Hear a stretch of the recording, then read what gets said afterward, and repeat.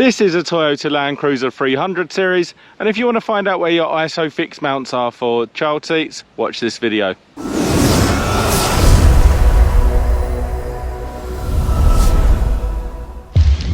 Hi there guys, welcome to another Ross Perry Productions video.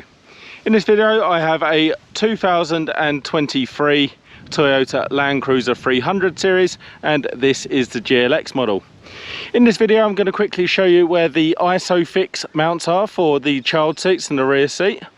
So there's actually two locations for the ISOFIX mount, but you could fit 3 car seats across the back, but the centre one would have to be using the seat belt, like I'm actually using on mine because it's not an ISOFIX seat.